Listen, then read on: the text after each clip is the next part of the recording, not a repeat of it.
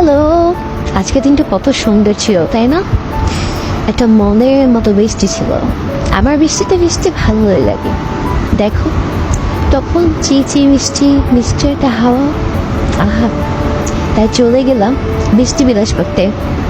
বলো, কার না ভালো লাগে বৃষ্টি বিলাস করতে? আর বৃষ্টিতে মিশতে আমার তো ভীষণ ভালো লাগে। এই বৃষ্টিতে একটা চা হলে কেমন হয় বলো? বৃষ্টি দেখবো আর চায়ে চুমুক দিব। বাহ, চুমুকে চুমুকে স্বাদ আর বৃষ্টি বিলাস। এই তো, তারপর বৃষ্টিতে ভিজে নিলাম। একটা ঝুমঝুম বৃষ্টি। বৃষ্টিতে ভিজতে দারুণ লাগে। তোমাদের কেমন লাগে? আমার কিন্তু ভীষণ ভালো লাগে। গাছে আম ধরেছে, তাই ভাবলাম আম পড়েছে কিনা দেখে আসি।